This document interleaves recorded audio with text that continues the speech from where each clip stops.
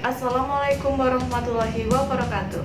Hai data antusias, saya Rum dari Universitas Islam Indonesia. Problem kita adalah bagaimana kita dapat memprediksi return dari indeks harga saham syariah, yaitu JKII, apabila diketahui data seperti GDP, Gross Domestic Product, inflasi, dan juga BI rate. Problem kedua kita adalah variabel apa yang mempengaruhi return dari JKII.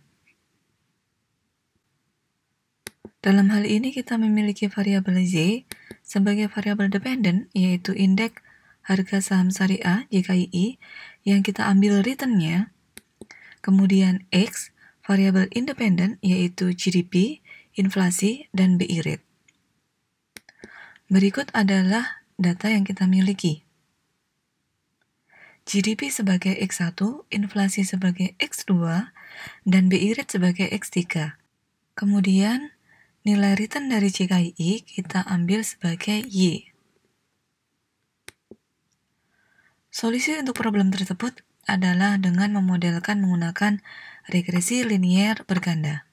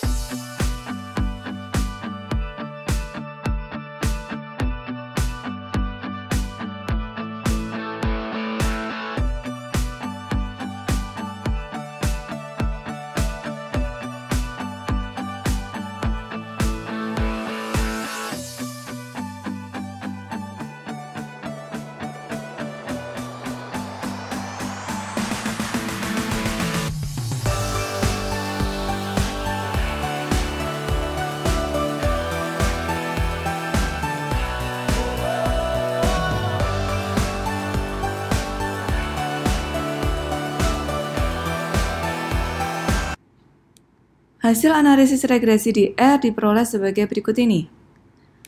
Perhatikan nilai estimate yang merupakan estimasi koefisien.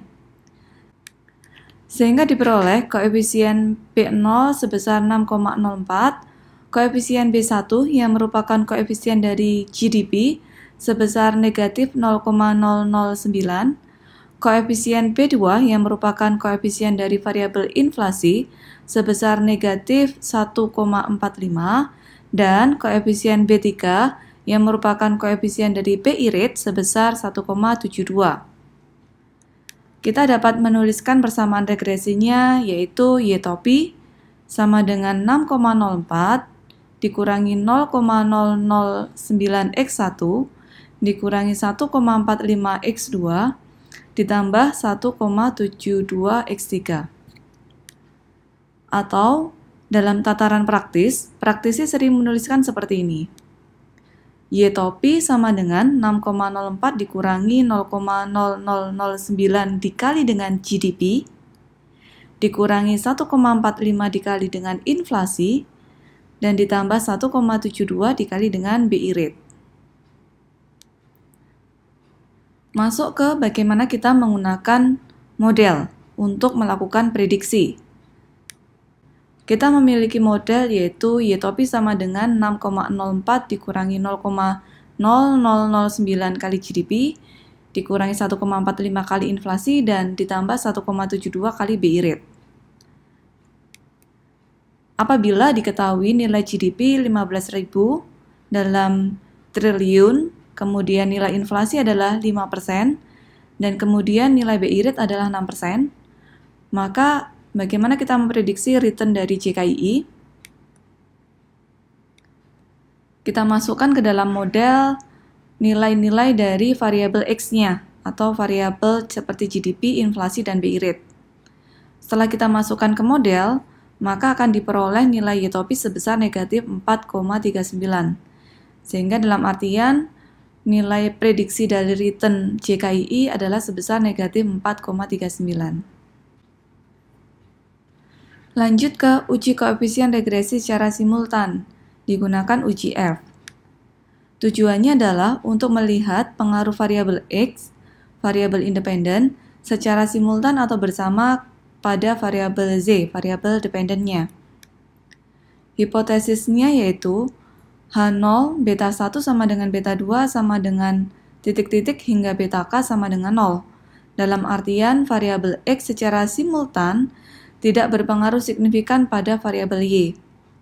Lawannya yaitu H1, terdapat beta I tidak sama dengan 0 untuk I dari 1 hingga K, yang artinya minimal terdapat satu variabel X yang berpengaruh secara signifikan pada variabel Y.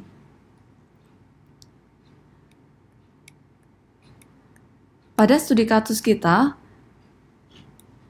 tuliskan terlebih dahulu hipotesisnya, kemudian taraf signifikasi, kita ambil 0,05, statistik ujinya adalah statistik uji F, kemudian daerah kritisnya adalah H0 ditolak jika p-value kurang dari alfa.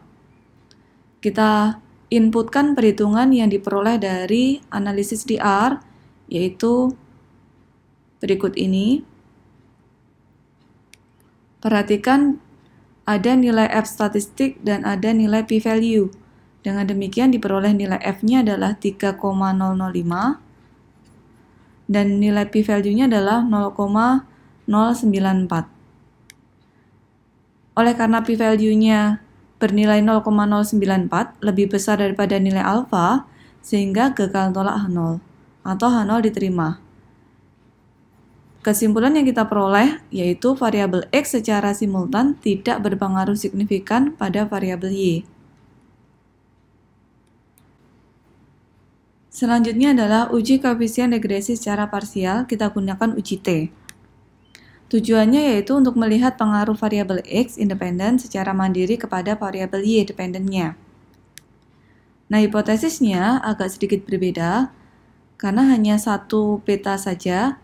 Hipotesis nolnya yaitu beta I sama dengan 0, yang artinya variabel XI tidak berpengaruh signifikan pada variabel Y. Lawannya H1, beta I tidak sama dengan 0, Artinya, variabel XI berpengaruh signifikan pada variabel Y. Pada studi kasus kita tuliskan hipotesisnya untuk beta 1, H0 yaitu beta 1 sama dengan 0, H1 beta 1 tidak sama dengan 0. Kemudian kita tuliskan taraf signifikasi alfa sama dengan 0,05, statistik ujinya adalah statistik uji T, daerah kritisnya H0 ditolak jika p-value kurang dari alfa. Kemudian perhitungan kita ambil dari perhitungan DR. Perhatikan bahwa ketika kita menguji beta 1, berarti kita menguji X1. X1 di sini adalah GDP, ada nilai T-value dan nilai P-value-nya. Nilai T-value-nya adalah sebesar negatif 1,370 dan nilai P-value-nya sebesar 0,2. Sehingga diperoleh keputusan dan kesimpulan, oleh karena P-value-nya 0,2078 lebih besar daripada alfa, sehingga gagal tolak H0. Kesimpulannya adalah variabel X1 yaitu GDP tidak berpengaruh signifikan pada variabel Y yaitu return JKII. Kalau kita perhatikan di sini, maka variabel yang berpengaruh adalah variabel inflasi dengan tanda bintang. Karena nilai p-value-nya adalah 0,02 kurang dari alfa sebesar 0,05, sehingga dia menolak H0. Dalam artian, ada pengaruh variabel inflasi terhadap variabel return JKII.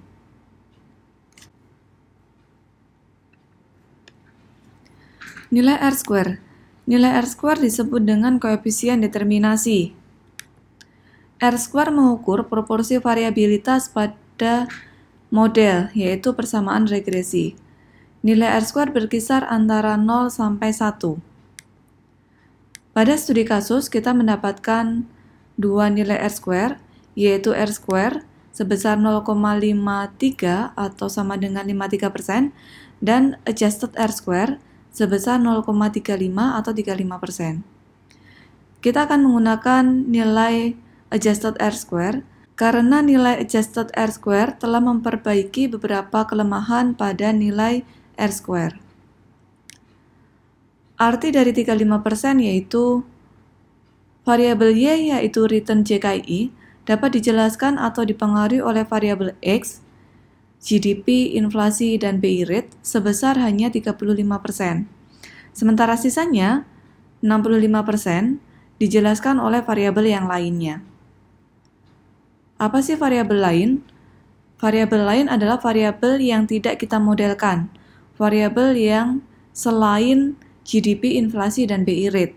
Contohnya, variabel IHSG, return dari indeks harga saham gabungan, variabel dari nilai harga emas, dan lainnya.